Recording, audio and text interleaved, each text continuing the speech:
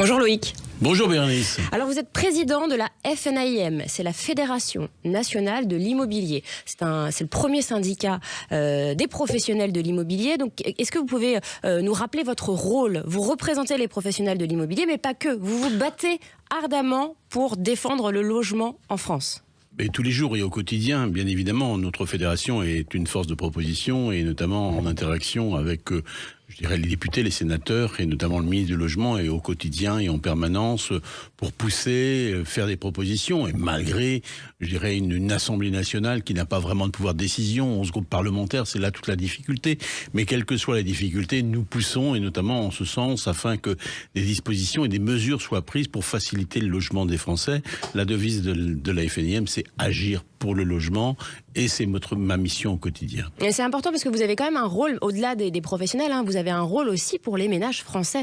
Bien sûr pour les ménages français parce que je crois qu'il faut s'adapter en période de crise et en période de tension et comme celle que nous connaissons, que nous allons connaître, il faut trouver des mesures adaptées pour accompagner les Français et avoir, je dirais, un rôle d'influenceur auprès des politiques et des politiques publiques et porter à connaissance, je dirais, de l'ensemble des députés, de la classe politique, des solutions pragmatique, des solutions à la hauteur des enjeux. Et croyez-moi, le logement aujourd'hui est de telle importance et d'une telle complexité qu'on a besoin de cet apport de la société civile et des 10 000 entreprises que la FNM représente, 10 000 entreprises au quotidien qui œuvrent pour le logement des Français dans les domaines de la copropriété, de l'administration de biens, de la transaction. On est le pouls permanent de ce marché du logement au travers de tout. J'entendais parler de rénovation énergétique, j'entends parler de financement, notamment de mobilité résidentielle, d'accès au logement des jeunes.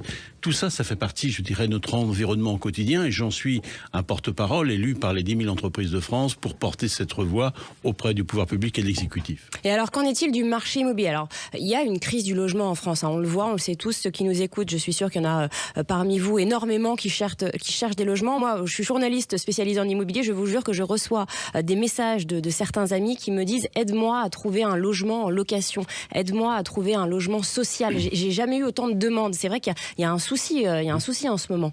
Qu'est-ce qui se passe? Évidemment, il y a juste 1 an et demi, nous disions la crise de l'immobilier est derrière nous, la crise de logement est devant nous. Et cette crise de logement, elle n'est pas prête d'être réglée. Et même si, effectivement, nous avions des mesures adaptées, il faudra quand même une longue période pour pouvoir s'en sortir.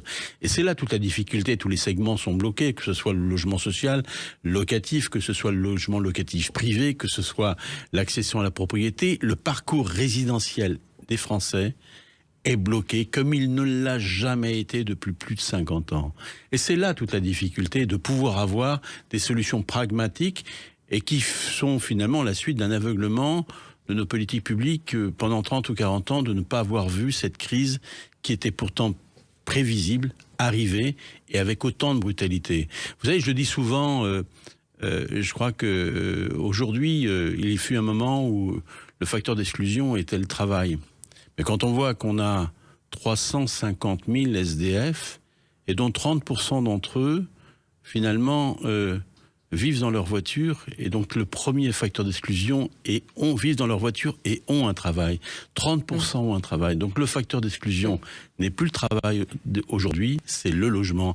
Et c'est là le cri d'alarme que l'on porte. Donc une nation qui se respecte doit pouvoir veiller à avoir une politique du logement adaptée. Je crois que nous ne sommes pas tributaires d'une politique extérieure, notamment nous avons tout pour pouvoir avoir une stratégie, une offre de logement adaptée à la réponse de tous nos concitoyens. Je crois qu'il n'y a rien de plus dramatique que de voir des jeunes aujourd'hui, 17% des étudiants renoncent à leurs études parce qu'ils ne trouvent pas de location, et de voir des jeunes qui ne peuvent pas accéder à la propriété. L'accès à la propriété a toujours fait partie, je dirais, des axes de progrès de notre pays, de la Ve République. Et aujourd'hui, nous avons perdu cette trajectoire, nous avons perdu finalement cette vision. Et je crois que ça demande un sursaut politique. Je dis 1 an avant l'élection présidentielle et à tous les candidats. Et nous attendons de vraies propositions adaptées à la crise du logement. Mais je crois, entre les discours et les actes et les propositions, je crois que nous, fédération, on va avoir un rôle important dans les 12 mois qui vont arriver. Ouais, c'est vrai que vous poussez en ce sens justement pour prévenir, en tout cas alerter les politiques, vous l'avez dit, hein, qui avaient passé le logement au second plan depuis déjà plusieurs décennies. Restez avec nous, Loïc Quentin, on va en parler justement dans quelques instants. On va parler de la présidentielle et de ce que vous préconisez pour les candidats. On va parler aussi du marché immobilier. Pourquoi la guerre au Proche-Orient va empêcher certains ménages d'accéder à la propriété? C'est dans quelques instants sur Sud Radio. Basile, votre application de recherche immobilière, présente Sud Radio, Parlons Immo, midi 13h, Bérénice de Villefleurio. Bonjour, bienvenue sur Sud Radio. On est ravis d'être avec vous en ce long week-end prolongé. Bon courage en revanche si vous bossez, si vous êtes chauffeur de taxi par exemple, ou si vous êtes dans un magasin, que vous tenez une boutique, on pense à vous. On est avec vous pour parler de votre logement, pour parler immobilier. Dans quelques instants, on abordera un sujet crucial pour notre santé. Comment avoir une maison saine, tiens. Oui, Bérénice, on va même parler de détection des fuites d'eau. Ça, c'est un sacré casse-tête. Intéressant. Ah oui, moi j'en ai une il y a un an, c'était compliqué. Bon, c'est intéressant de parler de ça. Mais là, tout de suite, on est avec Loïc Quentin, le président de la FNIM, la Fédération Nationale de l'Immobilier. Alors Loïc, avant la pub, on parlait justement de la présidentielle, des candidats. C'est vrai que, moi j'ai quand même l'impression qu'il y a un petit sursaut chez les politiques, une petite prise de conscience. On parle du logement, on en parle un peu plus. C'est vrai que pendant les municipales, les candidats en ont parlé. Est-ce que c'est ce que vous ressentez? Est-ce qu'on en parle un petit peu plus qu'avant en tout cas? Est-ce qu'il y a une prise de conscience? Est-ce qu'elle est réelle cette prise de conscience? Oui, je dirais que c'est finalement la finalité après 9 ans de présidence d'Emmanuel Macron. 7 ministres de logement pour arriver à prendre conscience de la brutalité de la crise et de la nécessité d'intervenir sur le logement. Voilà, je dirais qu'enfin un Premier ministre, Sébastien Lecornu, qui a pris le dossier, a essayé de trouver des solutions un minimum de ce qu'il peut faire au travers d'une loi de finances qui a enfin consacré un minimum d'intérêt au logement et relayé par son ministre Vincent Jeanbrun, que je dois saluer, parce qu'il y a une forme de pragmatisme et de réalisme, enfin, que nous attendions. On ne pouvait pas se satisfaire... Et Valérie Létard aussi, la ministre du Logement, qui était là juste avant Vincent Jeanbrun. Mais avec plus d'insistance de ce gouvernement, je l'entends, compte tenu qu'à un moment, nous avons assisté à des phrases du type l'immobilier c'est de la rente ou c'est de la surdépense publique pour d'inefficacité collective et aucune finalement prise en considération ou traduire la détention immobilière comme un impôt à consacrer en permanence. Et je crois que c'est ce manque de regard finalement du gouvernement des 2 gouvernements successifs d'Emmanuel Macron qui sont un peu en partie responsables de la crise dans laquelle nous sommes. Bien évidemment, il y a eu je dirais des phénomènes extérieurs, notamment la crise de l'Ukraine qui a provoqué une hausse des taux d'intérêt qui ont désolvabilisé de nombreux ménages et qui les ont empêchés d'acheter, passant de 0,80% d'intérêt à 4,2 ou 4,5%, dépression de la capacité et le pouvoir d'achat, et qui ont finalement ralenti les transactions. On a connu une chute des transactions de 32% de ces pays en espace d'une année. On commençait, je dirais, en 2025 à reprendre des couleurs avec 11% d'augmentation en 2025. De transactions, 11% en plus, de transactions. Les transactions reprenaient, un peu de couleur. Et là, aujourd'hui, la crise du Moyen-Orient vient finalement frapper un marché qui était convalescent, je dirais, d'une crise et d'une situation qui l'avait fragilisé. Aujourd'hui, un marché convalescent qui est au bord de la rechute. Voilà, au bord de la rechute parce que il est extrêmement suspendu à 2 événements. L'évolution de la crise du Moyen-Orient et les taux d'intérêt, leur évolution.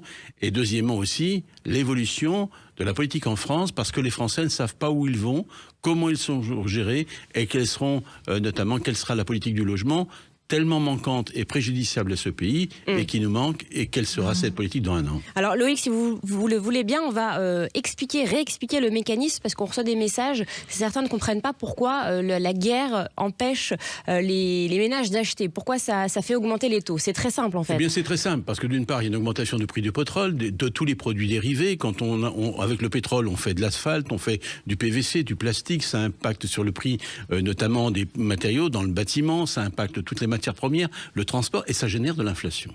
Et quand ça génère de l'inflation, eh bien, nous dépendons de la politique de la Banque Centrale Européenne en matière de taux. Dès que nous dépassons 2% d'inflation, et aujourd'hui nous y sommes, moyenne tous les pays européens, la Banque Centrale Européenne est contrainte d'augmenter ses taux pour limiter et lutter contre cette inflation. Alors elle ne l'a pas encore fait. On ne l'a pas encore fait, mais nous l'avons connu au moment de la guerre en Ukraine, en 2022, où les taux étaient passés de 0,80 à 4,2, qui avait complètement dégradé le marché. Notre risque, et on a connu d'autres périodes dans notre histoire, en 73, en 79, c'est peut-être très loin, mais c'était sur fond de guerre du pétrole aussi. La guerre du Kippour avait pour origine, finalement, une guerre sur fond de politique énergétique. Les taux avaient atteint 17% en 1980, on ne s'en rappelle pas, et notamment nous sommes bien loin de cela, mais ça veut dire qu'il y a toujours ces tensions inflationnistes sur les prix, génèrent une augmentation des taux d'intérêt et qui empêchent des ménages de pouvoir acheter. Et pire encore, c'est qu'aujourd'hui, il y a une réduction de la croissance, et notamment inflation plus perte de croissance, c'est une stagflation, il n'y a rien de pire pour une économie. Et c'est en ce sens-là que c'est dommage. Là où le marché reprenait des couleurs, il est fragilisé à nouveau par une crise internationale, alors que le logement est d'intérêt national. Il est de structuration nationale. Aujourd'hui, on crée du logement par du foncier, par des entreprises, par un financement. Et nous avons tout pour le faire. Et cette volonté politique, elle doit être au rendez-vous. L'impact international n'a rien à voir sur une politique du logement adaptée. Et je crois que c'est une mobilisation de tous les acteurs, mais en écartant tout dogmatisme et tout dogmatisme idéologique au sein de l'Assemblée nationale.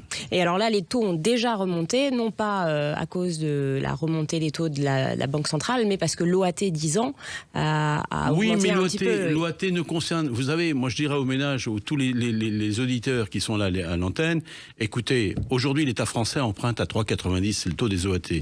L'argent, les ménages français empruntent à moins cher que l'État français. L'État français emprunte 700 millions d'euros par jour et en 20 jours a consommé l'équivalent d'un porte-avions. Voilà, c'est ça la réalité française. Et aujourd'hui les ménages ne sont pas endettés, ils peuvent s'endetter, les taux d'intérêt sont faibles, ils sont à des niveaux tout à fait acceptables.